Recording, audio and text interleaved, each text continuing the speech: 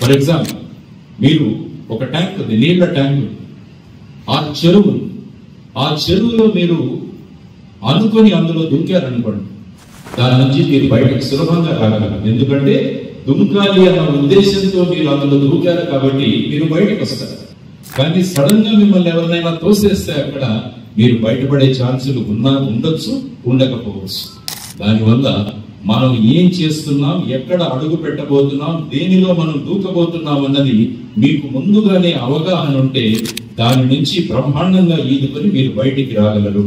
కాబట్టి always know where you are going and how you are going and what you are going to achieve. ఈ 3 విషయాలు కనుక మీకు తెలిస్తే మీ ప్రయాణం అద్భుతంగా ఉంటుంది. ఇంకొంతమంది ఏం ఆలోచిస్తున్నారంటే క్యాంపస్ లో మాకు ఉద్యోగాలు దొరుకుతాయని మీరు ఆలోచిస్తారు. అందువల్ల ఈ కాలేజీలో చేరితే మా లైఫ్ సెటిల్ అయిపోతుంది అని చాలా మంది ఆలోచనలు ఉన్నాయి. ఈవెన్ తల్లిదండ్రులు కూడా అదే అనుకుంటున్నారు. కానీ నేను అనుకోవడం ఏంటంటే, మీరు జీవితంలో సెటిల్ అవ్వకూడదు. అందరూ అనుకుంటున్నారు ఈయన ఎందుకు పిలిచాం చీఫ్ గెస్ట్ గా, మేమంతా సెటిల్ అవుదామని వస్తే ఈయన మీరు సెటిల్ అవ్వద్దు అంటున్నారు. కానీ ఇక్కడ మీరు నేర్చుకోవాల్సింది ఏంటంటే జ్ఞానం, నాలెడ్జ్ సమకూర్చుకోవడానికి మీరు వచ్చారు, కానీ డిగ్రీ సంపాదించడానికి మీరు రాలేదు. మీరు క్యాంపస్ రిక్రూట్మెంట్ లో జాబ్ తీసుకోవడానికి ఇక్కడ రాలేదు. మీరు వచ్చింది ఇక్కడ జ్ఞానాన్ని సముపార్జించుకోవడానికి. ఆ జ్ఞాన సముపార్జనలో డిగ్రీ రావడం అన్నది ఒక బై ప్రోడక్ట్. మీకు క్యాంపస్ లో ఇంటర్వ్యూలో సెలక్షన్ రావడం అన్నది ఒక by product. Me main product ఏంటంటే మీ ఫ్యాక్టరీలో ఇక్కడ జ్ఞానాన్ని కూర్చుకొని దేశానికి ఉపయోగపడే ఒక వ్యక్తిలాగా ఈ కాలేజ్ నుంచి బయటపడడం అన్నది మీ లక్ష్యమని మీరు గుర్తుకొచ్చారు.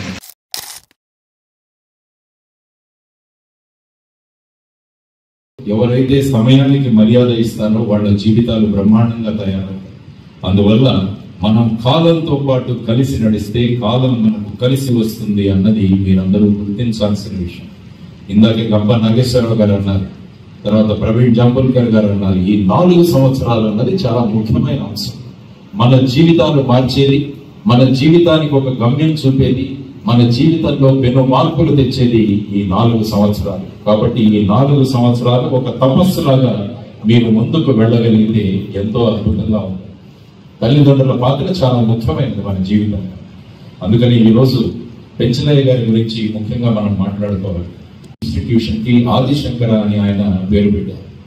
తర్వాత ఇక్కడ ఉన్న వసతులు కానీ, ఇక్కడ ఉన్న కోర్సులు కానీ మిమ్మల్ని ఏ విధంగా ముందుకు తీసుకువెళ్ళగాలి అని ఆయన మనసులో ఉన్న తపన నేను విన్నప్పుడు, మిగతా వారి మాటల్లో చూసినప్పుడు నాకు బంగారు పిచ్చుకల కథ గుర్తొచ్చింది.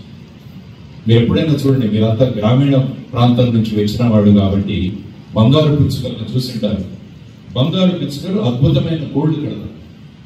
ఆ గూళ్ళు ఎవరు కూడా నేయలేరు. ఎంత మనకు వీవింగ్ వర్క్ వచ్చినా కూడా అంత అద్భుతమైన గూళ్ళు మనం నేయము. కానీ బంగారు పిచ్చుకలు అటువంటి గూళ్ళను తయారు చేస్తారు. ఆ గూళ్ళు తయారైన తర్వాత ఆడ బంగారు పిచ్చుక గుడ్లు పెడుతున్నారు. గుడ్లు పెట్టిన తర్వాత పొదికి చిన్న చిన్న బంగారు పిచ్చుకలు తయారవుతాయి. కానీ ఆ గూటిలోకి బయట నుంచి వెలుతురు రాదు. అందువల్ల ఆ గూటిలో అంతా కూడా అంధకారం ఉంటుంది, చిమ్మ చీకటి ఉంటుంది.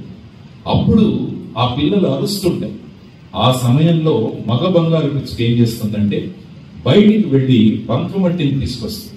బంకమట్టి దాన్ని రౌండ్ గా తయారు చేసి, గుండ్రంగా తయారు చేసి ఆ గూడులోకి తీసుకొచ్చి బంకమన్నును దాన్ని అక్కడ అతికిస్తుంది. తర్వాత బయటికి వెళ్ళి మిడుగురు పురుగులు ఏవైతే ఉంటాయో వాటిని పట్టుకొస్తుంది. మిడుగురు పురుగులను పట్టుకొచ్చి ఆ బంకమట్టి మీద అతికిస్తుంది. ఆ మిడుగురు పురుగుల యొక్క కాంతి వల్ల ఆ పిచ్చుక ఒక గూడు ఏదైతే ఉందో ఆ గూటిలో ప్రకాశం వచ్చి ఆ పిల్లలు అరవడం మానేస్తారు. ఈ కథ నేను ఎందుకు చెప్పానంటే, బంగారు పిచ్చుకలు వాళ్ళ పిల్లల గురించి ఎంత శ్రద్ధ తీసుకుంటాయో అటువంటి శ్రద్ధ మీ అందరి కోసం పెంచలయ్య గారు తీసుకుంటున్నారు అని తెలియజేస్తారు. లేకుంటే ఒక గ్రామీణ ప్రాంతంలో ఇటువంటి ఇన్స్టిట్యూట్ పెట్టి ఒక టాప్ ఇన్స్టిట్యూట్ గా దీన్ని మార్చడం అంటే ఒక మనిషిలో ఉన్న కమిట్మెంట్ మనకు తెలుస్తుంది. మేము నెల్లూరు నుంచి ఇక్కడ వరకు కలిసి ప్రయాణం చేశారు. ఆయనే డ్రైవింగ్ చేసుకుంటూ నన్ను తీసుకొచ్చారు. ఒక 45 నిమిషాల్లో ఆయనకున్న తపన, పిల్లలంటే వీళ్ళందరూ నా కుటుంబానికి చెందిన వాళ్ళు అన్న ఒక భావనతో ఆయన పనిచేస్తుండడం వల్ల మీరు ఈ స్థాయికి ఈ ఎడ్యుకేషనల్ ఇన్స్టిట్యూషన్, ఈ విద్యా సంస్థ ఎదగగలిగింది. అందువల్ల మీ అందరూ కూడా చాలా అదృష్టవంతులు అని చెప్పేసి నేను మీ అందరికీ తెలియజేస్తున్నాను. ఎందుకంటే ముఖ్యంగా మీ తల్లిదండ్రులు కూడా ఇక్కడ వచ్చున్నారు కాబట్టి. అందువల్ల you are in safe hands. మీరు సురక్షితమైన చేతుల్లో మీ అందరూ ఉన్నారు కాబట్టి మీ భవిష్యత్తు కూడా సురక్షితంగా ఉంటుంది, అద్భుతంగా తయారవుతుంది. అటువంటి వసతులు, అటువంటి మార్గదర్శనం ఇవ్వడానికి ఆయన, వాళ్ళ స్టాఫ్, ఫ్యాకల్టీ అందరూ కూడా సిద్ధంగా ఉన్నారు. దానిని స్వీకరించడానికి మనం సిద్ధంగా ఉండాలి అని నేను ఈ ఓరియంటేషన్ ప్రోగ్రామ్ సందర్భంగా మీ అందరికీ తెలియజేస్తున్నాను. అందువల్ల మొదట తల్లిదండ్రుల పాత్ర చాలా ముఖ్యమైనది. వాళ్ళ తల్లిదండ్రుల పేరుతో ఈ ఇన్స్టిట్యూషన్ స్థాపించారు. ఇదే పేరు ఒక గొప్ప మహానుభావుడు ఆదిశంకరాచార్యులు. ఆయన జీవితాన్ని గురించి మీరు తెలుసుకోవాలి. రేపు బయటికి వెళ్ళి మేము ఆదిశంకరాచార్య ఇన్స్టిట్యూట్ లో పనిచేస్తున్నామంటే ఆ ఆదిశంకరాచార్యుల గురించి కూడా మీకు తెలియాలి. కేవలం 32 సంవత్సరాలు బతికాడు. దాంట్లో భారతదేశాన్ని 2 సార్లు north east, south, east, west తిరిగాడు. 4 చోట్ల బ్రహ్మాండమైన మఠాలు స్థాపించాడు, కేంద్రాలు స్థాపించాడు, అనేక పుస్తకాలు రాశాడు కేవలం అతి తక్కువ వయస్సులోనే. అందువల్ల ఆదిశంకర ఇన్స్టిట్యూట్ అని ఏదైతే మీరు పేరు పెట్టుకున్నారో అందులో ఉన్న పిల్లలు కూడా ఆదిశంకరుడి యొక్క ఆదర్శంగా తీసుకొని, ఆయన రోల్ మోడల్ గా తీసుకొని మీ జీవితాలను కూడా మలుచుకుంటే ఖచ్చితంగా ఒక అద్భుతమైన స్థానానికి మీరందరూ వెళ్ళగలరని నేను ఇక్కడ ప్రతిపాదిస్తున్నాను. మీరంతా కూడా 10వ తరగతి చదివారు. 10వ తరగతిలో మనకు అనేక సబ్జెక్టులు ఉంటాయి. లాంగ్వేజెస్ చదువుతాం, తర్వాత మ్యాథ్స్ ఉంటుంది, తర్వాత సైన్సెస్ ఉంటాయి, సోషల్ సైన్సెస్ ఉంటాయి, అవన్నీ చదువుతాం. తర్వాత ఇంటర్మీడియట్కి వస్తాం. ఇంటర్మీడియట్కి వచ్చినప్పుడు సబ్జెక్ట్స్ తగ్గిపోతాయి. మీరు మోస్ట్లీ ఎంపీసీ బ్యాచ్ అనుకుంటారు మీరందరూ. సో మ్యాథ్స్, ఫిజిక్స్, కెమిస్ట్రీ, ఆ తర్వాత లాంగ్వేజెస్ ఉంటాయి. ఆ తర్వాత ఇప్పుడు మీరు ఇంజనీరింగ్ కాలేజ్కి వచ్చారు. అంటే జీవితంలో ఒక నాలెడ్జ్ తీసుకునే ఒక అద్భుతమైన అవకాశం. ఎక్కువ సబ్జెక్టులో మొదలై కొన్ని సబ్జెక్టులతో చదివి ఆ తర్వాత మీ జీవితాన్ని మలుచుకోగల ఒక ఇంజనీరింగ్ కానీ టెక్నాలజీలో కానీ మీరు వచ్చారు. సో మీకు సైన్స్, ఇంజనీరింగ్, టెక్నాలజీ అంటే దీంట్లో కూడా తేడా తెలియాలి. కొన్ని కాలేజెస్ ఇంజనీరింగ్ కాలేజెస్ అంటున్నారు, కొన్ని కాలేజెస్ కాలేజ్ ఆఫ్ సైన్సెస్ అంటున్నారు, కొన్ని కాలేజెస్ టెక్నాలజీ అంటున్నారు, institutes of technology. So science, engineering, technology వీటి మధ్య ఉన్న వ్యత్యాసం కూడా మీకు తెలియాలి. సైన్స్ అంటే ఏంటంటే సర్వసాధారణంగా మనకు సాధారణంగా కనిపించే అనేక విషయాలు. అంటే యాంథ్రోపాలజీ కానీ, సైకాలజీ కానీ, ఆర్కియాలజీ కానీ, బయాలజీ కానీ, జువాలజీ కానీ, వీటన్నిటినీ కలిపి సైన్స్ అంటాం. మరి సైన్స్ అయితే వాట్ ఈజ్ ఇంజనీరింగ్? ఇంజనీరింగ్ అంటే సైన్స్ లో ఉన్న విషయాలను గమనించి మనం ప్రజలకు ఉపయోగపడే విధంగా ఈ సైన్స్ ని ఎలాగా మార్చగలము, దాన్నే ఇంజనీరింగ్ అంటే. బ్రిడ్జిలు కట్టడం, మెషిన్స్ ను డిజైన్ చేయడం, సిస్టమ్స్ ను తయారు చేయడం, ఇది ఇంజనీరింగ్. మరి టెక్నాలజీ అంటే, సో సైన్స్ అయిపోయింది, ఇంజనీరింగ్ అయిపోయింది. మరి టెక్నాలజీ అంటే ఇంజనీరింగ్ లో ఉన్న విషయాలన్నిటినీ కూడా ఏకత్వం చేసి అన్నిటినీ కలిపి మనము మళ్ళా ప్రజలకు ఉపయోగపడే విధానాలు ఏవైతే చేస్తామో దాన్ని టెక్నాలజీ అంటాం. For example, internet is a technology, ultrasound is a technology, MRI is a technology. ఇవన్నీ కూడా టెక్నాలజీస్. అందువల్ల ఇంజనీరింగ్ లో ఉన్న విషయాలను కేంద్రీకరించి వాటిని రంగరించి పొందుపరిచి మీరు ఏదైతే చేస్తారో దాన్ని టెక్నాలజీ అంటారు. Now you are all going to be the technology students. అందువల్ల మీరు ఏం చేయాలి అన్నది మీకు స్పష్టంగా కనుక ఎప్పుడైతే తెలుస్తుందో అప్పుడు మీ బాటలు బ్రహ్మాండంగా ఉంటాయి. తర్వాత ఇది మీరు అర్థం చేసుకోవాలి. తర్వాత మనం ఎక్కడికి ప్రయాణం చేస్తున్నామో అన్నది కూడా మీకు తెలియదు. ఎందుకంటే మీరు బస్ స్టాండ్కి వెళ్తారు. బస్ స్టాండ్కి వెళ్ళిన తర్వాత ఆ బస్సు మీద రాసి గూడూరు టు నెల్లూరు అంటే ఈ బస్సు ఎక్కితే నేను నెల్లూరుకు చేరుకుంటాను అని మీకు తెలుసు. మరి ఈ రోజు ఈ ఇంజనీరింగ్ కాలేజీ, ఇన్స్టిట్యూట్ ఆఫ్ టెక్నాలజీలో ప్రవేశించిన మీరు ఎక్కడికి వెళ్ళాలి అన్నది మీకు స్పష్టంగా తెలియగలగాలి. అప్పుడే మీరు బ్రహ్మాండంగా వెళ్ళాలి. కొంతమంది వెళుతుంటారు, కొంతమంది ప్రయాణం చేస్తుంటారు అంటామా. అంటే somebody is going and somebody is traveling. There is lot of difference between these two. వెళ్ళేవాడు నడుస్తుంటాడు, తర్వాత ప్రయాణం చేసేవాడు కూడా నడుస్తుంటారు. కానీ ఈ ఇద్దరికి మధ్య తేడా ఉంటుంది. ప్రయాణం చేసే వ్యక్తి ఎలా ఉంటాడంటే నేను ఎక్కడికి వెళుతున్నాను అన్న ఒక జ్ఞానంతో నడుస్తుంటాడు. కాబట్టి గమ్యాన్ని చేరుకోవడం చాలా సులభతరం అవుతుంది. అందువల్ల మీ అందరికీ నేను తెలియజేయడం ఏంటంటే ఎక్కడికి వెళుతున్నాము అన్నది స్పష్టంగా తెలుసుకోండి. ఫర్ ఎగ్జాంపుల్, మీరు ఒక ట్యాంక్ ఉంది, నీళ్ల ట్యాంక్, ఆ చెరువులో మీరు అనుకొని అందులో దుంకారనుకోండి, దాని నుంచి మీరు బయటికి సులభంగా రాగలరు. ఎందుకంటే దుంకాలి అన్న ఉద్దేశంతో మీరు అందులో దూకారు కాబట్టి మీరు బయటకు వస్తారు.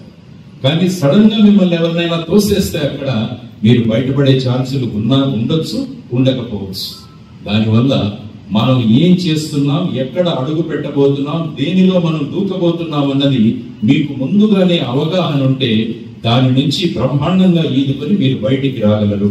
కాబట్టి always know where you are going and how you are going and what you are going to achieve. ఈ 3 విషయాలు కనుక మీకు తెలిస్తే మీ ప్రయాణం అద్భుతంగా ఉంటుంది.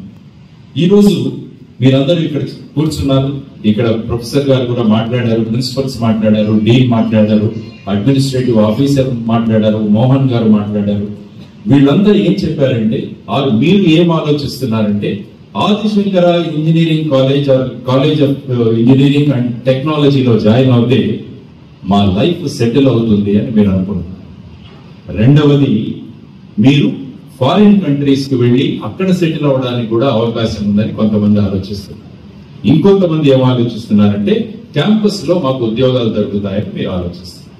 అందువల్ల ఈ కాలేజీలో చేరితే మా లైఫ్ సెటిల్ అయిపోతుంది అని చాలా మంది ఆలోచనలు ఉన్నాయి. ఈవెన్ తల్లిదండ్రులు కూడా అదే అనుకుంటున్నారు. కానీ నేను అనుకోవడం ఏంటంటే మీరు జీవితంలో సెటిల్ అవ్వకూడదు.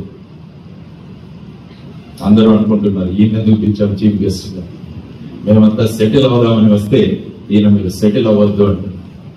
సెటిల్మెంట్ అన్న కాన్సెప్ట్ మన మైండ్ లో వస్తే ఏమవుతుందంటే మనలో ఉన్న క్రియేటివిటీ ఆగిపోతుంది. అంటే మనం బియాండ్, అంటే నాకు కావాల్సిందో క్యాంపస్ ఇంటర్వ్యూ తెచ్చుకుంటే చాలు నా లైఫ్ ఇంకా అయిపోతుంది అని అనుకుంటే మనలో దాగి ఉన్న క్రియేటివ్ పర్సన్ ఎవరైతే ఉంటాడో వాడు బయటికి రాడు. కానీ ఇక్కడ మీరు నేర్చుకోవాల్సింది ఏంటంటే జ్ఞానం,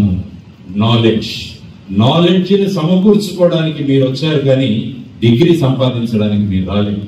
మీరు క్యాంపస్ రిక్రూట్మెంట్ లో జాబ్ తీసుకోవడానికి ఇక్కడ రాలేదు. మీరు వచ్చింది ఇక్కడ జ్ఞానాన్ని సముపార్జించుకోవడానికి. ఆ జ్ఞాన సముపార్జనలో డిగ్రీ రావడం అన్నది ఒక బై ప్రోడక్ట్. మీకు క్యాంపస్ లో ఇంటర్వ్యూలో సెలెక్షన్ రావడం అన్నది ఒక by product. Me main product ఏంటంటే మీ ఫ్యాక్టరీలో ఇక్కడ జ్ఞానాన్ని సమకూర్చుకొని దేశానికి ఉపయోగపడే ఒక వ్యక్తిలాగా ఈ కాలేజీ నుంచి బయటపడడం అన్నది మీ లక్ష్యం అని మీరు ఎప్పుడు గుర్తొచ్చారు. ఎందుకంటే మనకు కావలసింది దేశానికి ముందుకు తీసుకువెళ్ళగలిగిన వ్యక్తులు, లైఫ్ లో సెట్ అవ్వండి కాదు. కాబట్టి ఆ విధమైన ఆలోచనలతో కనుక మీరు ముందుకు వెళ్ళగలిగితే బ్రహ్మాండంగా. కాబట్టి మనం టెస్ట్ ట్యూబ్ లో కూడా, కెమిస్ట్రీలో కూడా మనం ఎక్స్పెరిమెంట్ చేస్తాం. ఆ సొల్యూషన్ లోకి మనం సాల్ట్ వేస్తాం, ఆ కెమికల్ వేస్తాం. కానీ ఆ కెమికల్ సెటిల్ అవ్వకుండా ఉండడానికి మనం ఆ టెస్ట్ ట్యూబ్ను పట్టుకొని దాన్ని మూవ్ చేస్తూ ఉంటాం. ఎందుకు? ఆ కెమికల్ సెటిల్ అయిపోతే ఆ రియాక్షన్ పూర్తి అవ్వదు, ఆ ప్రాసెస్ కంప్లీట్ అవ్వదు. అదే విధంగా మీరు సెటిల్మెంట్ గురించి మాత్రమే ఆలోచిస్తుంటే మీరు ఏ ఉద్దేశంతో, ఈ దేశం మిమ్మల్ని ఏ ఉద్దేశంతో ఇక్కడ చూస్తుందో ఆ ఉద్దేశం సఫలీకృతం కాదు. అందువల్ల your main focus and main intention has to be to gain knowledge in various subjects. ఈ సబ్జెక్ట్, మీ సబ్జెక్ట్ ను ఎలా అవపోసన పట్టాలంటే రాత్రి లేపినా కూడా మీరు బ్రహ్మాండంగా మాట్లాడగలిగే స్థాయికి మీరు ఎదగాలి. చాలా మంది పిల్లల్ని అడిగితే సార్ ఇది అవుట్ ఆఫ్ సిలబస్ అంట, ఇది సెకండ్ ఇయర్ లో చదివేశాం సార్ అంటారు. మేము థర్డ్ ఇయర్ లో ఉన్నామండి, సెకండ్ ఇయర్ లో ఇది అయిపోయింది అంటారు. కానీ ఒక రైతులు వెళ్ళి అడగండి. ఎందుకంటే చాలా మంది మీ తల్లిదండ్రులు వ్యవసాయదారులు, నేను వ్యవసాయం చేస్తున్నాను, 12 ఎకరాల భూమిని తీసుకుని వ్యవసాయం చేసి వచ్చాను ఈరోజు మీ దగ్గరికి. వ్యవసాయదారుల్ని రాత్రి 12 గంటలకు లేపిన వ్యవసాయం గురించి ఏదైనా అడగండి, బ్రహ్మాండంగా మీకు చెప్పగలడు. అతను అవుట్ ఆఫ్ సిలబస్ అని ఎప్పుడు మాట్లాడు. ఎందుకంటే ఆ సబ్జెక్టును అంతరంగంలో కలిసిపోయింది అన్నమాట. కాబట్టి మీరు యాజ్ ఎ స్టూడెంట్స్ మీరు ఏది చదువుతున్నారో అది కనుక మీరు వంట పట్టించుకుంటే మీలో అద్భుతమైన వ్యక్తులు బయటకు వస్తారు. క్యాంపస్ ఇంటర్వ్యూస్ కి బయట కంపెనీస్ వస్తున్నాయి, దెర్ ఈస్ నో డౌట్. నా ఉద్దేశం ఏంటంటే మీరు ఎలా స్టూడెంట్స్ ఏ విధంగా తయారవ్వాలంటే, సత్య నాదెండ్ల గారు పెన్షనర్ గారికి ఫోన్ చేయాలి. సత్య నాదెండ్ల గారు మైక్రోసాఫ్ట్ అధిపతి, ఆయన పెన్షనర్ గారికి ఫోన్ చేసి, సార్ మీ కాలేజీ నుంచి ఒక 50 మంది నాకు కావాలండి అని ఆయన పెన్షనర్ గారికి ఫోన్ చేయాలన్నమాట. ఆ స్థాయికి మనం రాగలం. సుందర్ పిచ్చయ్య గారు గూగుల్ అధిపతి, ఆయన ఫోన్ చేయాలి. ఫోన్ చేసినప్పుడు పెన్షనర్ గారు ఏం చెప్పారంటే, సారీ అండి ఈ సంవత్సరం నేను ఇవ్వలేను, వచ్చే సంవత్సరం మీ రిక్వెస్ట్ కన్సిడర్ చేస్తాను అని ఆయన వాళ్ళతో మాట్లాడగలగాలి. ఆ స్థాయికి మనం ఈ ఇన్స్టిట్యూట్ ని మనం తీసుకురావాలని మనం అందరం కూడా ఆలోచించుకోవాల్సిన విషయం. అసాధ్యం ఇది కాదు. మీరు అనుకోవచ్చు అది ఎలా సాధ్యం అవుతుంది సార్? సాధ్యం. మనం బయట కంపెనీల కోసం చూడడం కాదు, ఆ కంపెనీలు మనల్ని వెతుక్కుంటూ రావాలి మన దగ్గరికి మీరు ఎప్పుడైతే అనుకుంటారో అది ఎప్పుడు సాధ్యం అవుతుందంటే మీ దగ్గర అటువంటి బ్రహ్మాండమైన నాలెడ్జ్ ఉన్న వజ్రాలు మనకు ముంబైలోను సూరత్లోను దొరకవు. వజ్రాలు ఎక్కడో మారుమూల ప్రాంతాల్లో దొరుకుతాయి. వాటిని తీసుకొచ్చి ముంబైలో సూరత్లో షైనింగ్ చేసి వాటిని బయటకు అమ్ముకుంటున్నారు. మీరంతా ఈ ప్రాంతాలలో గ్రామీణ ప్రాంతాల్లో ఉన్న వజ్రాలు మీరంతా ఈ వజ్రాలను తీసుకొచ్చి ఈ వజ్రాలను ఈ రోజు తీసుకొచ్చి సానబెట్టే ప్రక్రియ పెంచలయ్య గారు వారి సానబట్టే మిగతా వాళ్ళందరూ ఇక్కడ ఎవరైతే డైరెక్టర్స్ ఉన్నారో ప్రిన్సిపల్స్ ఉన్నారో వాళ్ళందరి ద్వారా మిమ్మల్ని అద్భుతంగా సానబట్టి ఒక ప్రకాశవంతమైన వజ్రాలుగా మీరు తయారు చేస్తారు. మాకు నేషనల్ పోలీస్ అకాడమీలో ట్రైనింగ్ జరుగుతుంది. National police academy Hyderabad, Sardar Vallabhbhai Patel. అందులో ఎంటర్ అవగానే ఒక రాయి ఉంటుంది. ఆ రాయి కింద రాసి మీరు ఈ రూపంలో వస్తున్నారు. ఆ తరువాత దాని కొంత తర్వాత ఒక అందమైన శిల్పం ఉంటుంది. ఈ రూపంలో వచ్చిన మిమ్మల్ని ఈ విధంగా తయారు చేసి మేము బయటికి పంపిస్తామని సర్దార్ వల్లభాయ్ నేషనల్ పోలీస్ అకాడమీలో అక్కడ మా విషన్ అన్నమాట. అదే విధంగా మీరు 3 రాళ్లుగా ఇక్కడికి వచ్చారు, 3 వజ్రాలుగా మిమ్మల్ని ఇక్కడికి వచ్చారు. కాబట్టి మిమ్మల్ని స్థానబట్టి మీలో అవసరం లేని అంశాలను బయటికి తీసి మిమ్మల్ని ఒక అద్భుతమైన శిల్పాలుగా తయారు చేసే ప్రక్రియ ఈ కాలేజీలో జరగబోతుంది అన్నమాట. దానికి మీరు సిద్ధంగా ఉండాలి అన్నది మీరందరూ నేర్చుకోవాల్సిన విషయం. కాబట్టి అటువంటి ప్రక్రియలో మీరందరూ కూడా భాగస్వాములు అవుతూ మీరు ముందుకు వెళ్ళాలి. అందువల్ల సెటిల్మెంట్ గురించి ఎప్పుడు ఆలోచించకండి. ఎప్పుడు కూడా మీరు వైబ్రెంట్ గా ఉండాలి, ఎప్పుడు కూడా యాక్టివ్ గా ఉండాలి, ఎప్పుడు కూడా కొత్త విషయాలు నేర్చుకునే ప్రక్రియలో మీరందరూ కూడా సహభాగం కనుక వహిస్తే అప్పుడు బ్రహ్మాండంగా మీరు ముందుకు వెళ్ళగలరు అన్నది నేను మీకు ఈరోజు చెప్పాల్సిన మొదటైన అంశం. తర్వాత మీరు ఏదైనా ఒక పండు చూస్తే, చెట్టు మీద పండు చూస్తే దాన్ని కొట్టడానికి 3 విధాలు ఉంటాయి, 3 మార్గాలు. చెట్టు మీద బ్రహ్మాండమైన పండు కనిపిస్తుంది నాకు, అది నేను తినాలి అన్న నాకు కోరిక. దాన్ని ఏ విధంగా నేను చేయగలను? మొదటిది చెట్టు ఎక్కి ఆ పండును తీసుకురావడం, రెండవది ఒక కర్ర తీసుకొని దాన్ని కొట్టడం, మూడవది చేసి ఒక రాయిని తీసుకొని దాన్ని కొట్టడం. కాబట్టి ఈ 3 విధానాల్లో మనం ఆ పండును తీసుకురావచ్చు. కానీ నా ఉద్దేశం ఏంటంటే మీరు ఎప్పుడైతే చెట్టు పైకెక్కి మీరు పండును తీసుకురాగలరో ఆ పండు బ్రహ్మాండమైన షేప్ లో అదే విధంగా మీరు తెచ్చుకోగలరు. అదే కర్ర పెట్టి కొడితే కింద పడిపోవచ్చు, దానికి దెబ్బ తగలవచ్చు, రాయి వేసి కొడితే కూడా దానికి దెబ్బ తగలవచ్చు, దాన్ని మీరు పొందలేకపోవచ్చు. అందువల్ల ఎప్పుడు కూడా జీవితంలో షార్ట్ కట్స్ అన్నవి వద్దు. మనకి always have a straight forward method లో మీరు ముందుకు వెళ్ళండి. చాలా మంది షార్ట్ కట్స్ మీకు చెప్తారు. మనం ఒక కాలేజ్కి వెళ్ళాను, నవీ ముంబై, మహారాష్ట్రలో నవీ ముంబైకి వెళ్తే ఆ పిల్లవాడు వచ్చి ఒకటి చెప్పాడు, సార్ బ్రహ్మాండమైన యాప్ ఒకటి తయారు చేశాను సార్. నేను అనుకున్నాను ఏదైనా మంచి ప్రజలకు ఉపయోగపడే యాప్ ఏమో ఇది అనుకుంటే, ఆ చేసిన యాప్ ఏంటంటే గత 30 సంవత్సరాలుగా ఆ కాలేజీలో ఉన్న క్వశ్చన్ పేపర్స్ అన్ని కూడా వాడు అందులో ఎక్కించి నెక్స్ట్ సెమిస్టర్ లో ఏ క్వశ్చన్స్ వస్తాయంటే ఆ యాప్ మీకు ఇస్తున్నట్టు బయట. అంటే most probable questions for the next examination అన్నది మీకు అక్కడ తెలుస్తుంది. దీనికోసం మనం చదువుకుంటున్నది ఆలోచించండి ఒకసారి. దేనికి చదువుతున్నాం మనం? కంప్లీట్ సబ్జెక్ట్ తెలుసుకోవడానికి మనం చదవాలి. పాస్ అవ్వడానికి అంటే మనం రేపు జీవితంలో గొప్ప విజయాలు సాధించలేము. అందువల్ల ఈరోజు ఫస్ట్ ఇయర్ స్టూడెంట్స్ అందరికీ నేను చెప్పడం ఏంటంటే, చెట్టు మీదికి వెళ్ళి ఎలాగా కష్టపడి పైకెక్కి పండు కోసుకొని వచ్చి తింటే దానిలో ఉన్న ఆనందం, మీరు మొత్తం సబ్జెక్ట్ ను తెలుసుకొని దానిని అవపోసన బట్టి మీరు ఒక నాలెడ్జబుల్ పర్సన్ గా తయారైనప్పుడు బ్రహ్మాండమైన అనుభూతులు మీరు పొందగలుగుతారు. అందువల్ల don't have shortcuts in your life. Shortcut will cut short your life. Shortcut అన్నది మీ జీవితాన్ని కట్ షార్ట్ చేసేస్తుంది. కాబట్టి never adapt the shortcut methods in your life. Always have hard work and always do. Because ఎందుకంటే మేమందరం కూడా 135 కోట్ల మంది ప్రజలు మీ కాలేజ్ బయట మీకోసం ఎదురు చూస్తున్నాం. మళ్ళా ఎప్పుడొక సార్ సివి రామన్ ఈ కాలేజీ నుంచి బయటకు వస్తారా, ఎప్పుడొక ఏపీజే అబ్దుల్ కలాం ఈ కాలేజీ నుంచి బయటకు వస్తారా అని చెప్పేసి మేమందరం కూడా ఎదురు చూస్తున్నాం. ఈ ప్రాంతం ఎందుకంటే ఈ ప్రాంతంలో గొప్ప గొప్ప మహానుభావులు ఎదుగుందారు.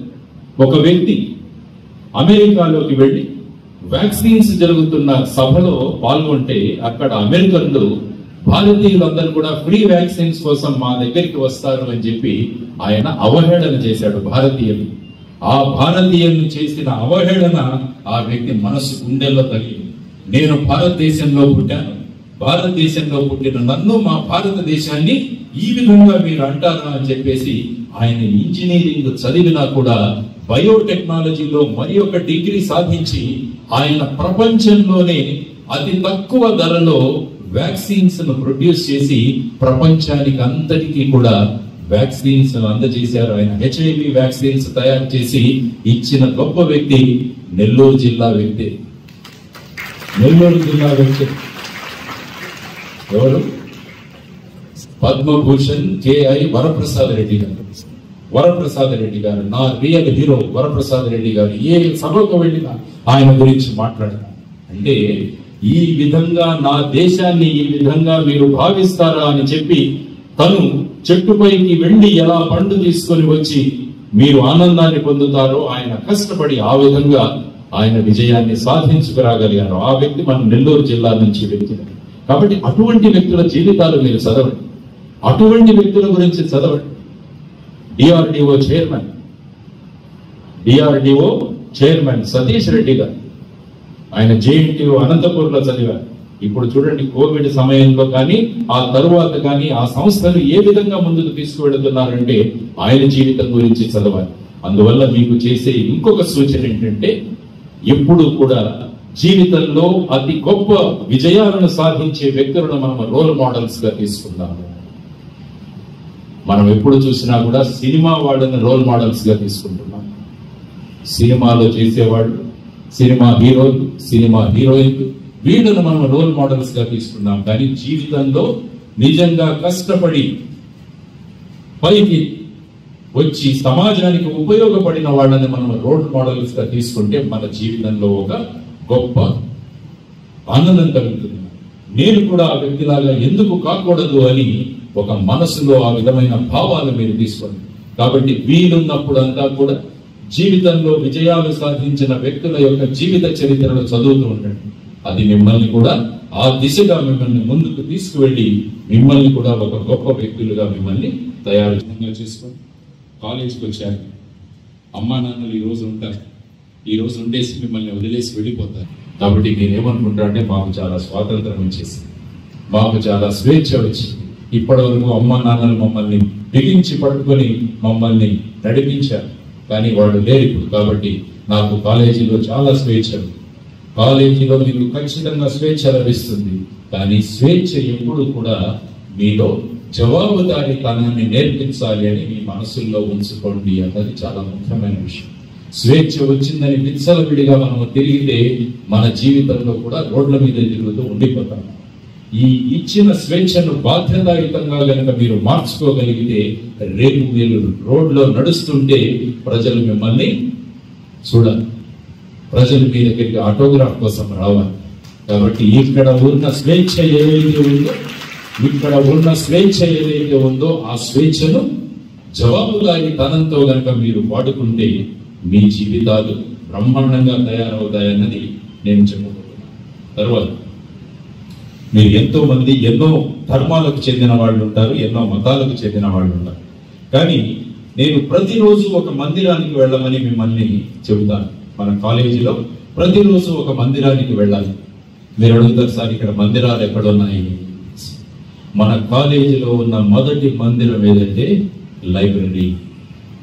లైబ్రరీ అన్నది అందుకనే నేను వాచనాలయం అంటాను, అంటే ఇట్స్ ఎ టెంపుల్.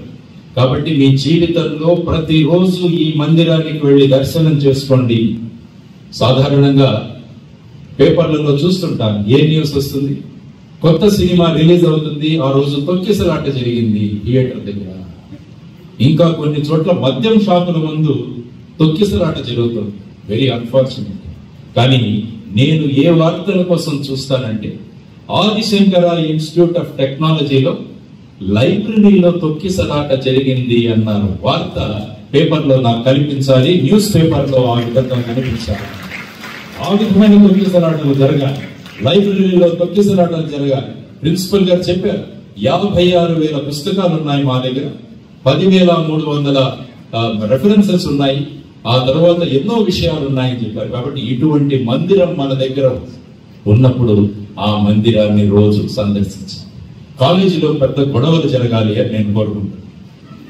అందుకని పెంచలయ్య గారు వెళ్ళిపోయినట్టున్నారు. సార్ని పిలిచాను, ఈ 2 గొడవలు పెట్టిస్తారు ఇక్కడ అని చెప్పేసి. గొడవలు ఎవరికి జరగాలంటే మీకు లైబ్రరీకి మధ్య గొడవలు జరగాలి. మీరు లైబ్రరీతో గొడవ పెట్టాలి రోజు. సార్ ఈ పుస్తకం మాకు కావాలి, 1 నెల ముందు చెప్పాం కానీ ఇంతవరకు మీరు ఈ పుస్తకం తేలేదు అని చెప్పి లైబ్రరీతో కొట్లాటలు పెట్టుకోండి. అటువంటి న్యూస్ రావాలి. ఆదిశంకర ఇన్స్టిట్యూట్ ఆఫ్ టెక్నాలజీలో పిల్లలకి లైబ్రరీకి మధ్య యుద్ధం జరిగింది అంటే ప్రపంచమే ఆశ్చర్యపోతుంది. కాబట్టి అటువంటి వార్తలు రావాలని నేను మనస్ఫూర్తిగా కోరుకుంటున్నాను. కాలేజీలో ఉన్న ఇంకొక లైబ్రరీ, ఇంకొక మందిరం మీ గ్రౌండ్, ప్లే గ్రౌండ్ అన్నది 2వ మందిరం. మీరు అందరూ గుర్తుంచుకోండి. వస్తూ చూశాను, బ్రహ్మాండమైన గ్రౌండ్ ఉంది.